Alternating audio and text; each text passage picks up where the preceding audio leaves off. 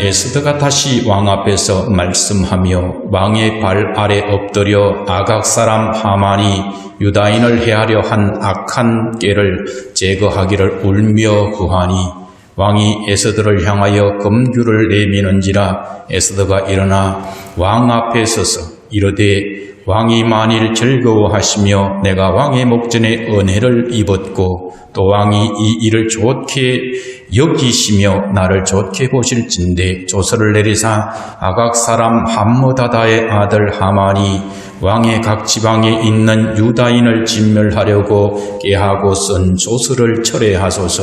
내가 어찌 내 민족이 화당함을 참아보며 내 친척의 멸망함을 참아보리까 하니 아하수 외로왕이 왕후 에스더와 유다인 모르드게에게 이르되 하만이 유다인을 살해하려 함으로 나무에 매달렸고 내가 그 집을 에스더에게 주었으니 너희는 왕의 명의로 유다인에게 조서를 뜻대로 쓰고 왕의 반지로 인을 칠지어다. 왕의 이름을 쓰고 왕의 반지로 인친 조서는 누구든지 철회할 수 없어이니라 하니라.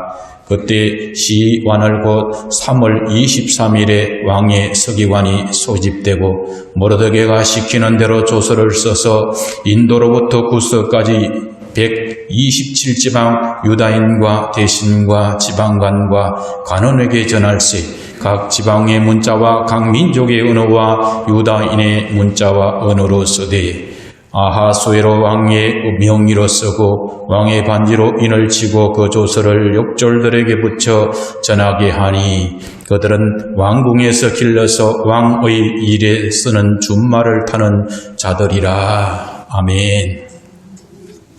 할렐루야. 이 아침에, 이 복된 주일 아침에 나오신 여러분을 주님의 이름으로 환영하고 축복합니다. 이 시간도 또 영상으로 전국 각지에서 함께 예배로 참석하는 모든 성도들에게도 주님의 이름으로 환영하고 동일한 하나님의 은혜와 복이 있기를 축원합니다. 아멘. 자, 오늘 본문의 말씀을 중심으로 취소할 수 없는 상반된 두 조서라는 제목으로 하나님의 말씀을 전하도록 하겠습니다. 오늘 이 에스더라는 이 명칭은 주인공의 한 사람인 에스더에서 비롯된 그런 명칭입니다. 이 에스더서를 누가 기록했는지는 잘 알려져 있지 않지만 학자들은 대체로 익명의 유대인으로 그렇게 보고 있습니다. 학자들은 이 익명의 기록자가 에스더서를 기록할 때에 모르드게의 기록과 왕조의 역대기의 기록을 참고해서 그렇게 기록한 것으로 보는데 에스더서의 전체적인 내용을 잠시 요약해드리면 페르시아 제국의 통치 기간 중에 유대인을 말살하려는 아말렉의 후손인 하만의 업무와 또한 페르시아 왕과 결혼을 통해서 유다인들을 구원하게 되는 그런 극적인 이야기를 담고 있는 것이 바로 에스더서입니다. 그래서 본문의 또 다른 주인공인 에스더의 사촌 오빠인 모르드게는 자신의 사촌인 하다사를 자신의 딸처럼 그렇게 양육을 하다가 후에 왕비를 간택하는 일에 처녀를 궁으로 보낼 때에 그 하다사를 보내면서 그 이름을 에스더, 별이라는 의미의 에스더로 개명해서 들어가게 하는 것을 성경을 통해서 알게 됩니다. 그래서 오늘 본문의 시대적 배경을 여러분들이 먼저 파악하고 이 말씀을 들으면 좀 더 깊게 은혜를 받을 수가 있습니다. 이 시대적 배경은 서로바벨이 주도한 1차 포로 귀환과 79년 뒤에 학사 에스라가 예루살렘으로 돌아가는 2차 기환 사이에 페르시아 제국의 수도인 수산궁에서 있었던 사건에 대한 이야기가 오늘 본문이라고 보시면 됩니다. 에스라가 BC 458년에 예루살렘으로 떠나기 전에 한 16년에서 17년 전에 이 사건이 있었던 것으로 보입니다. 에스라 4장 6절에 보면 아하수에로가 즉위할 때에 이스라엘의 대적들이 성전 재건을 방해하기 위해서 거짓으로 고소장을 써서 왕에게 보낸 것으로 그렇게 기록을 하고 있습니다. 그러므로 이 내용을 입체적으로 우리가 비교해서 보면 페르시아의 수산성에서는 아말렉의 후손인 하만이 모르드게를 비롯한 유다 전체의 민족을 말살하려고 계획을 꾸미고 있는 가운데 예루살렘에서는 성전을 재건하려는 이 이스라엘 백성들을 이방인들이 거짓으로 고소장을 꾸며서 성전 재건을 방해하고 있다는 것으로 여러분들이 영적인 눈으로 동시에 보면 좋겠다는 말씀을 드립니다. 그래서 오늘 이 본문의 사건이 우리에게 주시는 영적인 교훈은 무엇인가를 통해서 함께 은혜를 나누고자 합니다. 첫 번째 우리에게 주시는 영적인 교훈은 하나님의 구원 계획에는 방해자가 있다는 것입니다. 에스더서를 살펴보면 하나님이라는 단어가 한마디도 없습니다. 아가서와도 비슷하죠.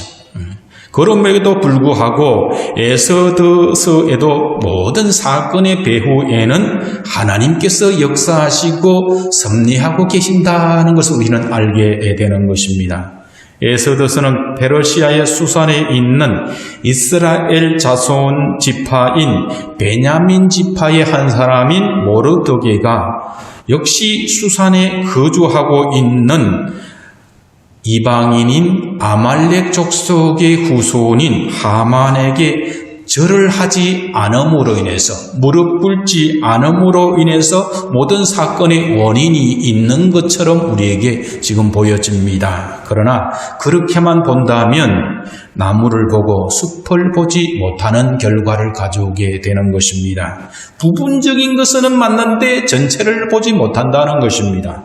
에스더 3장 13절을 보면은 하만은 인도로부터 구스까지 127지방의 왕의 조서를 보내어서 그 해의 12월 13일 하루 동안에 모든 유다인을 젊은이, 늙은이, 어린이, 여인들을 막론하고 죽이고 도륙하고 진멸하고 또 그 재산을 탈취하라라는 조서를 내렸다는 겁니다. 그해 1월에.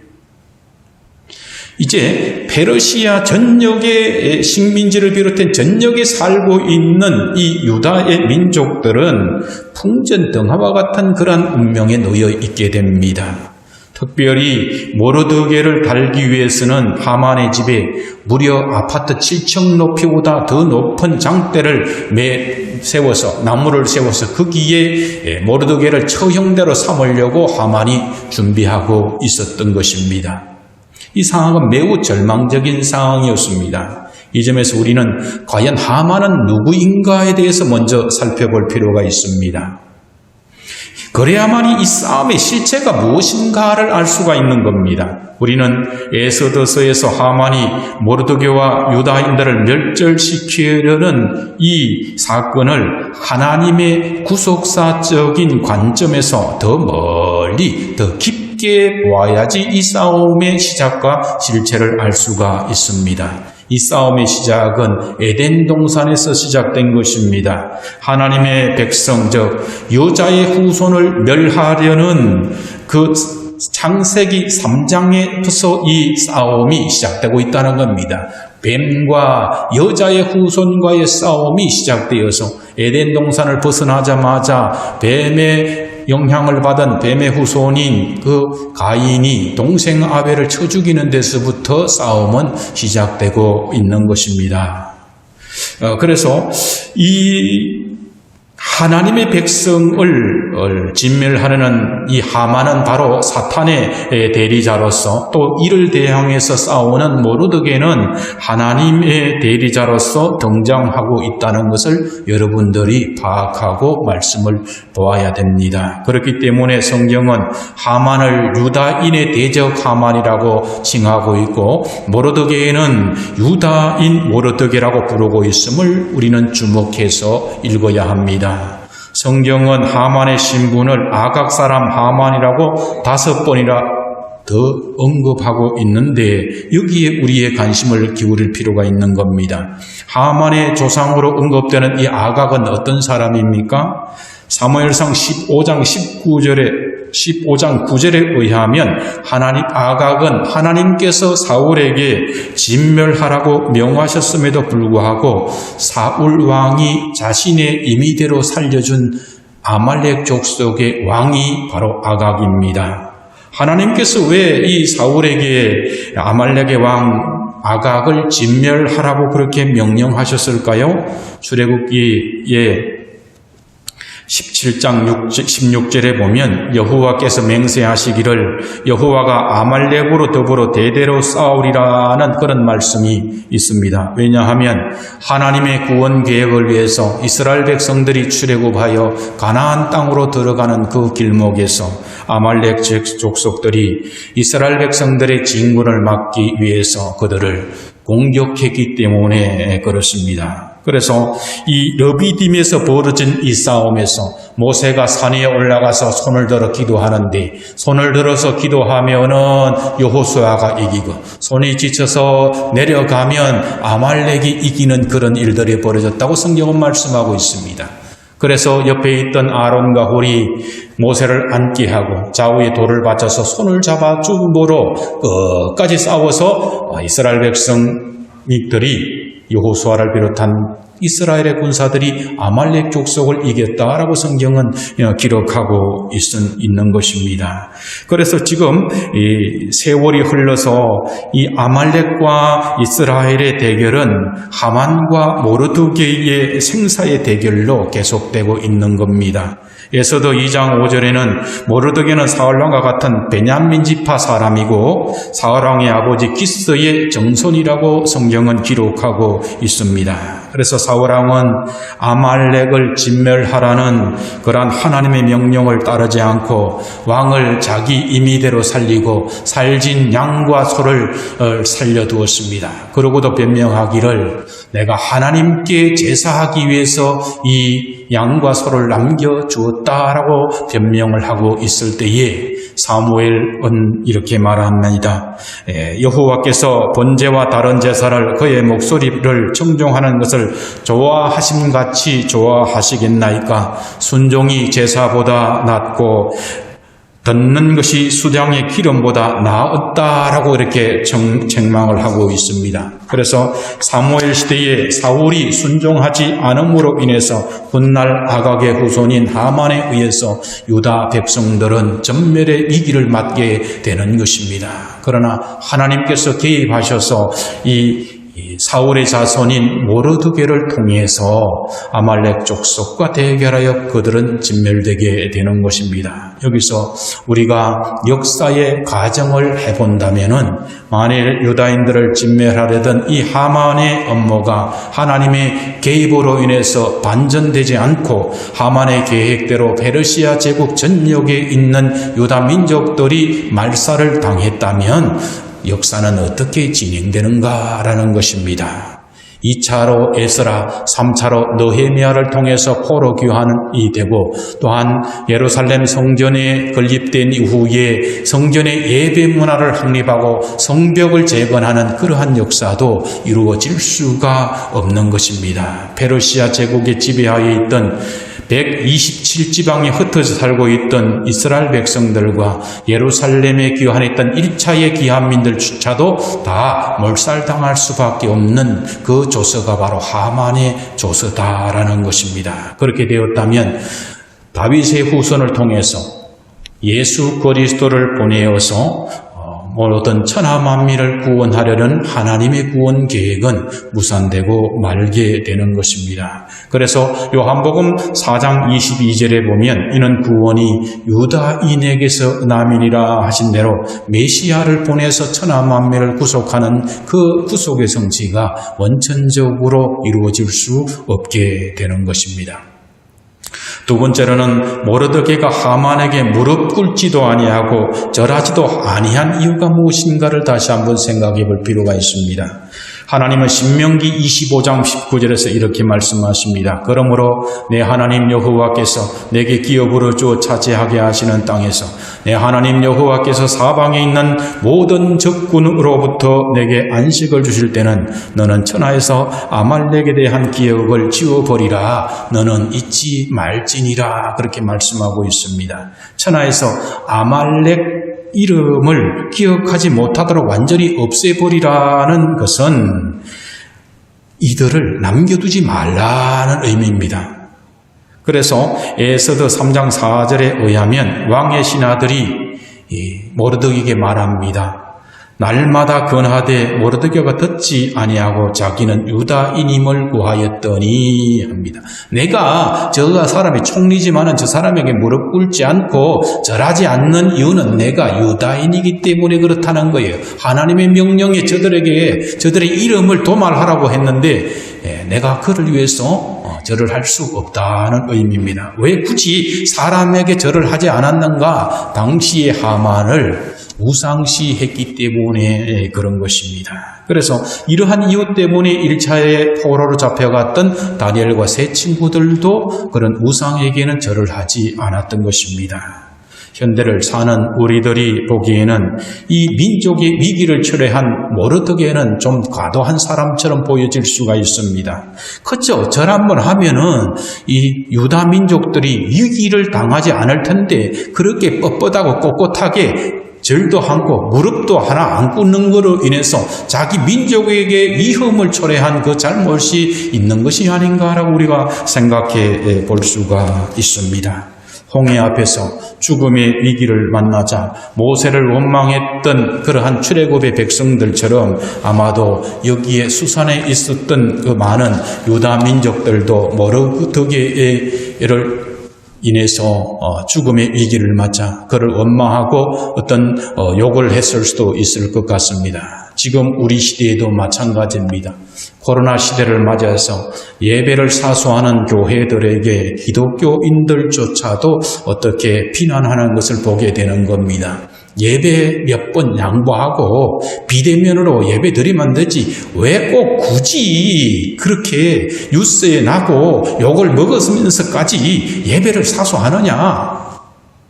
하나님의 계명을 어기는 것이 아니냐 그러면 사계명을 지키기 위해서 살해하지 말라는 계명을 어기는 것이 아니냐라고 공격을 하기까지 하는 것입니다.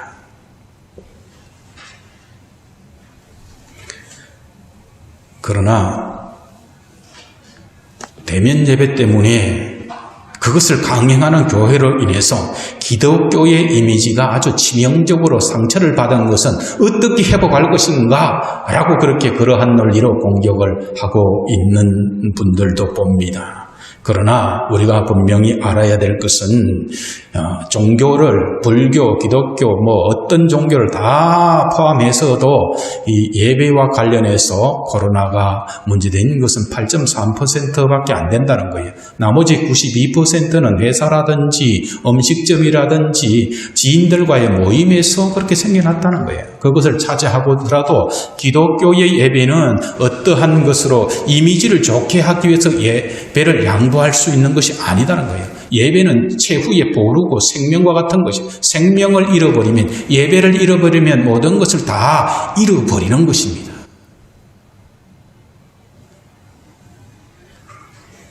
우리는 그 어떤 명분보다도 예배를 아주 소중하게 여겨야 됩니다. 일제치하에 예배 전에 신사참배를 드리는 것을 국민의례라고 행하는 논리를 행했던 사람들은 이해할 수 없습니다.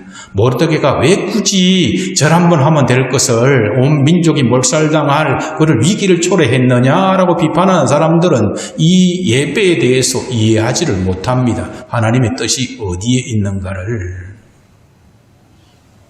모르드게는 왜 허리만 한번 숙이면 될 일을 가지고 민족의 위기를 초래했을까요? 주기철 목사님은 왜 예배 전에 한 번만 국민의례처럼 고개만 숙이는 신사참배를 하면 산정현 교회가 폐쇄되지 않고 자기는 목사직에서 쫓겨나지 않고 자기 가족들도 편하게 살 수 있을 텐데 왜 그렇게 끝까지 했을까요?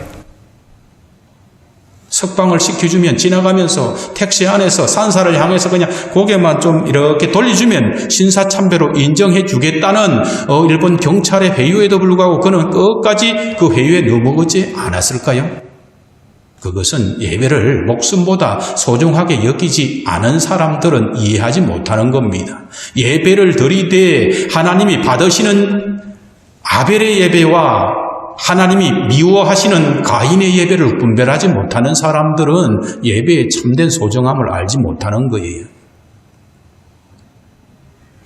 우리의 신앙의 선배인 모르드게와 주기철 목사님을 통해서 예배가 되기를 주님의 이름으로 축원합니다. 세 번째로는 이 왕조차도 스스로 내린 조서를 취소할 수 없는 조서가 있다는 것입니다. 본문 8장 8절에 보면 왕의 이름을 쓰고 왕의 반지로 인친 조서는 누구든지 취소할 수 없다라는 것이 페르시아 제국의 법이라고 말씀을 합니다. 그래서 아하수에로 왕은 하만에게서 거둔 반지를 모르드게에게 주면서 너희는 왕의 명의로 유다인에게 조서를 뜻대로 쓰고 왕의 반지로 인을 칠지어다 라고 말씀하는데 결과적으로 왕의 이름으로 하만의 조서와 모르드게의 조서 두 조서가 반포가 된 것입니다.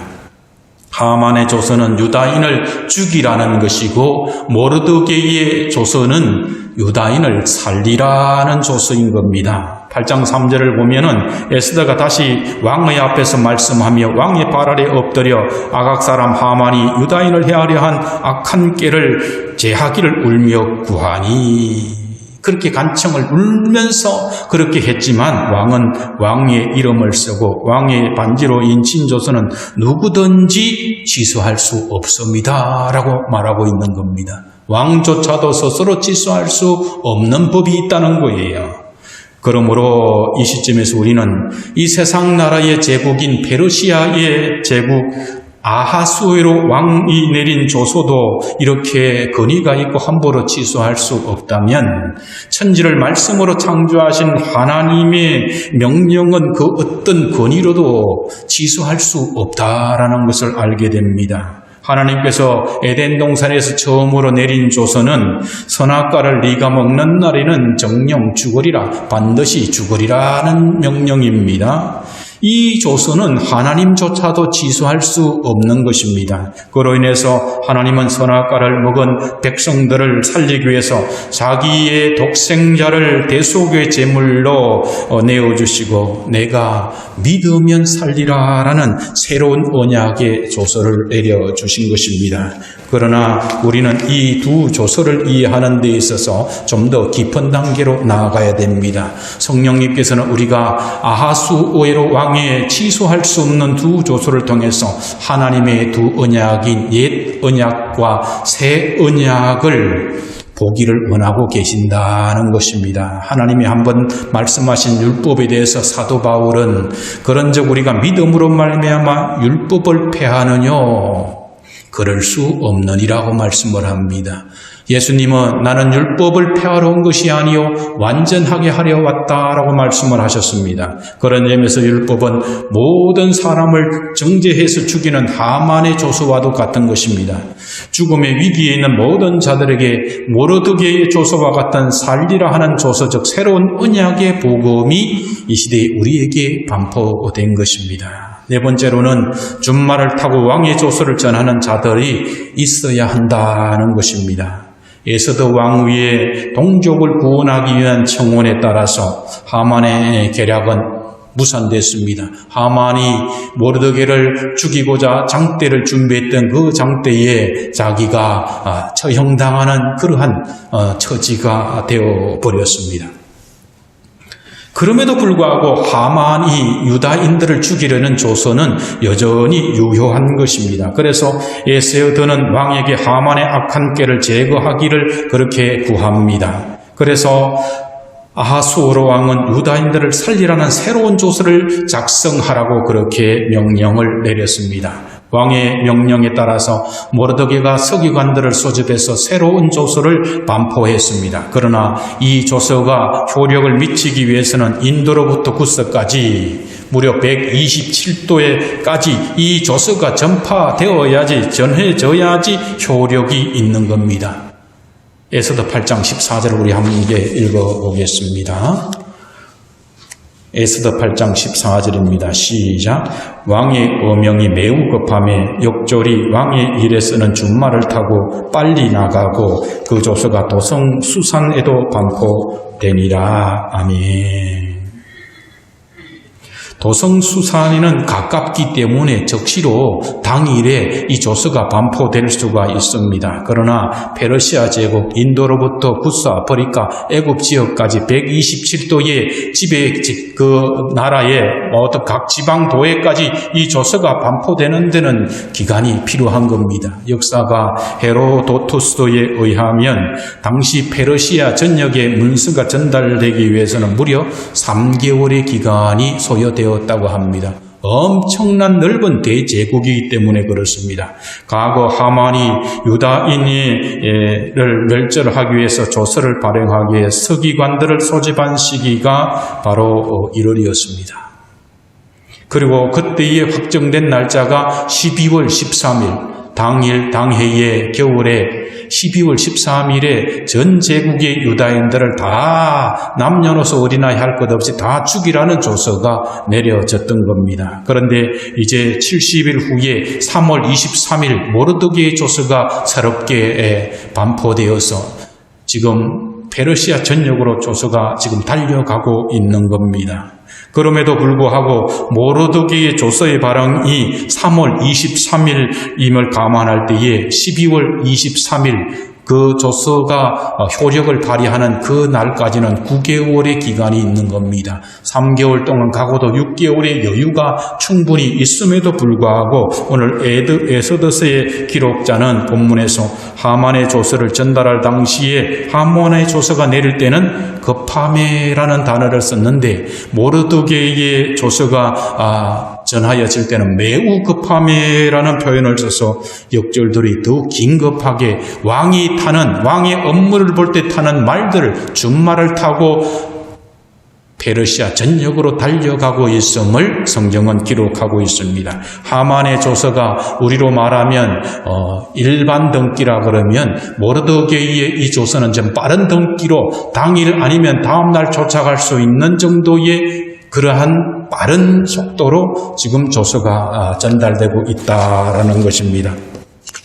지금 왕이 내린 두 조서의 내용을 우리가 객관적인 면에서 보면 효력이 동일한 겁니다. 아말렉과 유다인 어느 쪽도 승리를 장담할 수가 없습니다. 왜냐하면 유다인의 대적들인 아말렉 족속에게 내린 조서에도 12월 13일 날 유다인 남녀노소를 죽일 수 있는 법적 효력이 있고 또한 모르드게에게 내린 그 조서도 12월 13일 날 아말렉 족속 남녀노소를 다 죽일 수 있는 법적인 권리가 보장되어 있기 때문에 그렇습니다. 그렇기 때문에 양쪽 모두 동등한 거예요. 그러나 겉으로 드러난 현실은 동일하지만 그 내용에 있어서는 엄청난 차이가 있습니다. 유다인들의 승리가 확정적입니다. 왜 그렇습니까? 아말렉의 대표인 이 하만은 이미 23m 높이의 큰 높은 장대에 처형을 당한 채 그렇게 달려있고 유다인의 대표인 모르드게는 하만을 대신해서 이제 총리의 자리에서 새로운 조서를 반포해서 전국을 다스리는 자의 위치에 있기 때문에 그렇습니다. 그래서 과거의 구약시대에 페르시아의 유대인에게 승리가 확정적이었듯이 사단과의 전쟁에서 영적인 이스라엘 후손인 신약의 성도들의 승리도 확정적이다라는 것입니다. 왜냐하면 창세기 3장 15절에서 하나님께서는 여자의 후손이 뱀의 머리를 상하게 할 것이다 라고 벌써 승리를 확정짓고 계시기 때문에 그렇습니다. 그래서 그 계시대로 예수 그리스도는 2000년 전에 십자가에서 죽으심으로 말미암아서 사망 권세를 이기고 사탄의 권세를 이미 분쇄하셨기 때문에 그렇습니다. 이제 말씀을 마무리하고자 합니다.